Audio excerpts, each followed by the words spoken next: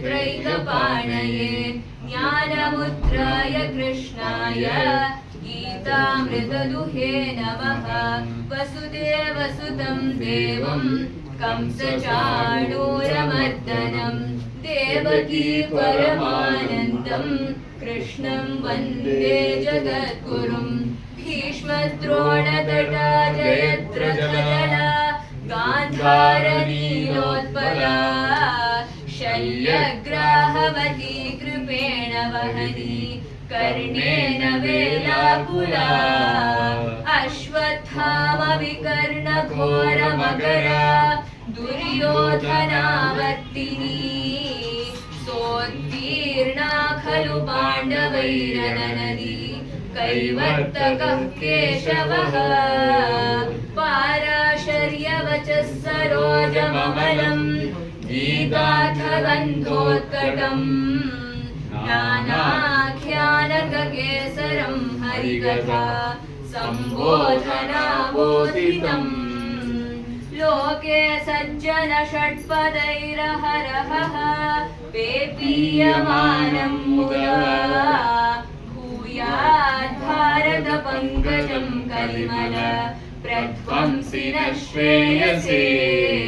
मूकं करोति वाचालं पङ्गुं लङ्घयते गिरिं यत्कृपातमहं वन्दे परमानन्दमाधवम्। शान्ताकारं भुजगशयनं पद्मनाभं सुरेशं विश्वाधारं गगनसदृशं मेघवर्णं शुभाङ्गं लक्ष्मीकान्तं कमलनयनं योगिहृद्यानगम्यं वन्दे विष्णुं भवभयहरं सर्वलोकैकनाथं। यं ब्रह्मा वरुणेन्द्ररुद्रमरुतः स्तुन्वन्ति दिव्यैस्तवैः वेदैः साङ्गपदक्रमोपनिषदैः गायन्ति यं सामगाः।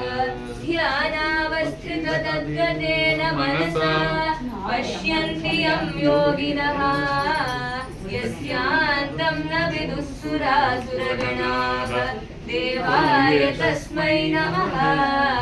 नारायणं नमस्कृत्य नरं चैव नरोत्तमं देवीं सरस्वतीं व्यासं ततो जयमुदीरयेत्। सच्चिदानन्दरूपाय कृष्णाय क्लिष्टकारिणे नमो वेदान्तवेद्याय गुरवे बुद्धिसाक्षिणे। सर्वोपनिषदो गावः दोग्धा गोपालनन्दनः पार्थो वत्सः सुधीर्भोक्ता दुग्धं गीतामृतं महत्।